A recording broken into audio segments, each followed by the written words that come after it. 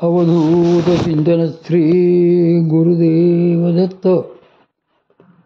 माझ्या सद्गुरू बंधू भगिनींनो, आज आपण जो संती बसविला ठावो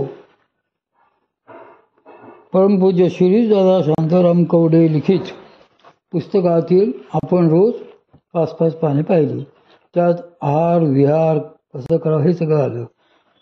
आता आज आपण बहुत करुणे निशब्द, बहुत करुणे निशब्द, दाट न निघे श्वापद, शुक हन षटपद, ते उडते नाही. श्री ज्ञानेश्वरीच्या 6व्या अध्यायातील शुचौ देशे प्रतिष्ठाय या श्लोकावरील श्री माऊलींचे व्याख्यान आपण बघत आहोत. मागच्या प्रवचन सेवेत आपण बघितले आहे की साधनास्थानी साधकांकरिता उत्तम प्रकारचे पाणी उपलब्ध असणे आणि तेही विपुल प्रमाणात व वर्षभर हे श्री माऊलींना अभिप्रेत आहे. शिवाय ते पाणी मिळवणे व मोठ्या स्थानापर्यंत आणणे हेही सुलभ असले पाहिजे.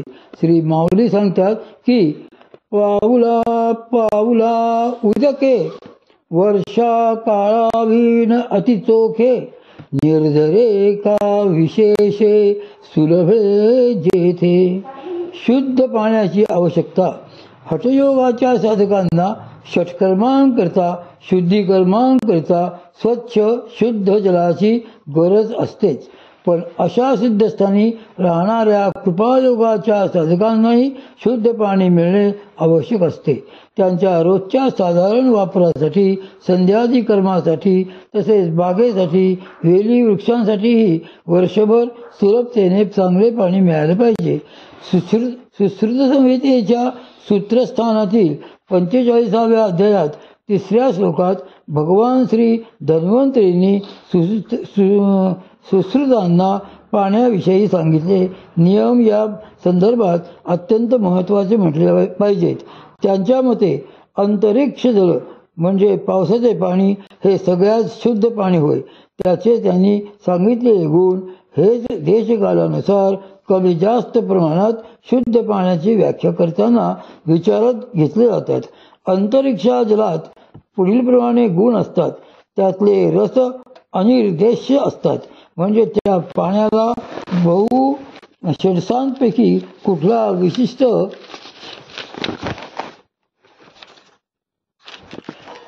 असा रस नसतो. तरीही ते पाणी उत्तम चवीचे असते. ते अमृत म्हणजे कुठल्याही दोषांचा प्रकोप न करणारे आणि आरोग्य देणारे असते. ते जीवन म्हणजे प्राण पुष्ट करणारे असते. ते सौम्य म्हणजे ओज वृद्धी करणारे असते. ते तर्पण म्हणजे तृप्ती देणारे पोषक असावे. ते धारण करणारे म्हणजे शरीरातील ऊर्जा चैतन्य टिकवून ठेवणारे असते. ते आश्वासजनक म्हणजे रस्ता चालून थकल्यावर प्राणांना आधार देणारे असते.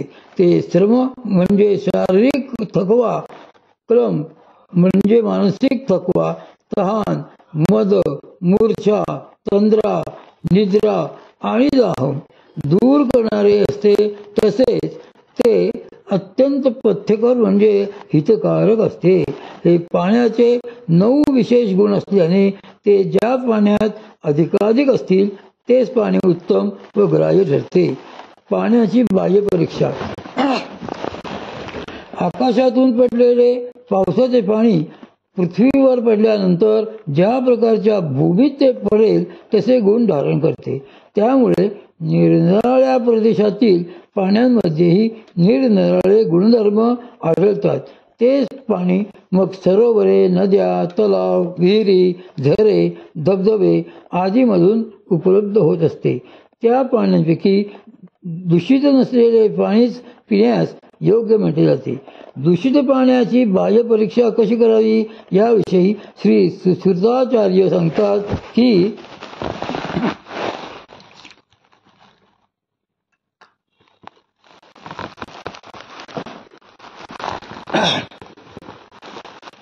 सांगतात की तत्र यत् पंकशैवल हठतृण पद्मपत्र प्रभूती भीरवत्सन्नम रवि शशि किरणानिलैर्नाम नाभिजुष्टम गंधर्व वर्ण रसोपसुष्टम तद्व्यापन्मिति विद्यात.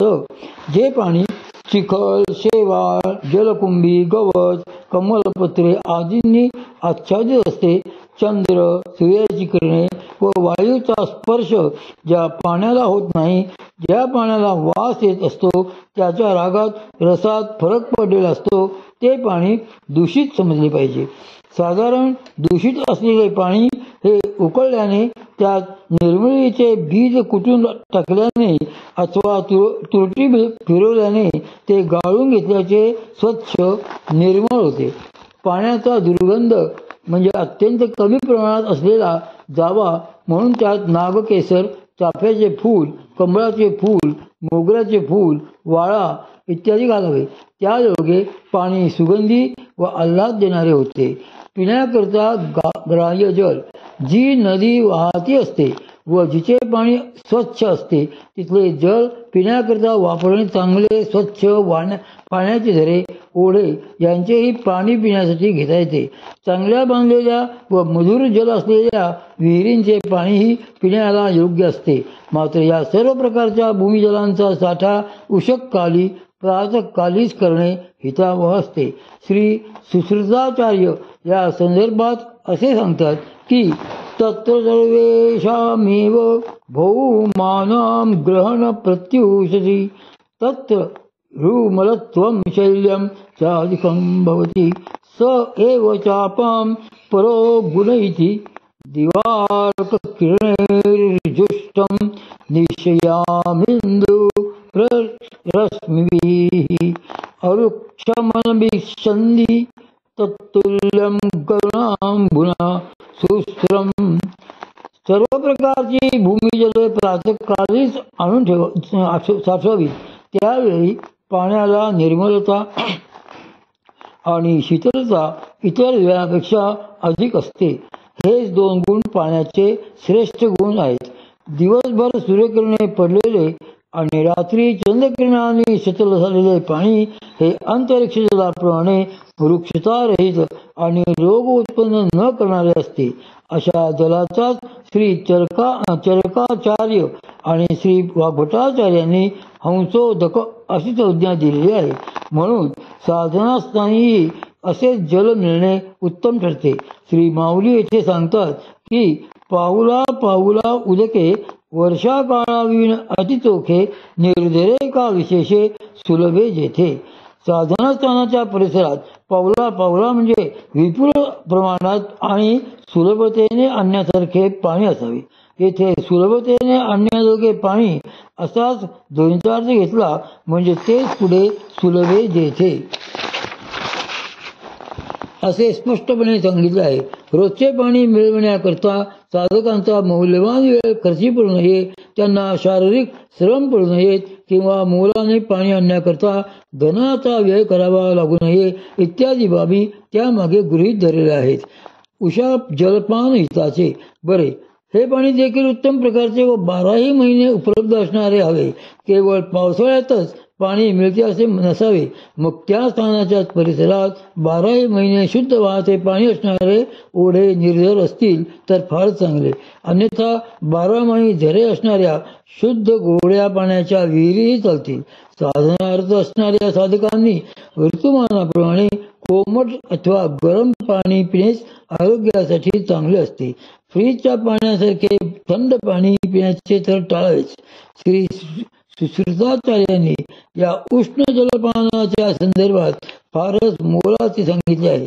ते म्हणतात की कफमेदो निलाग्नम दीपनम बस्तिशोदनम श्वास काम जलहरम पथ्यम विष्णोदकम सदा.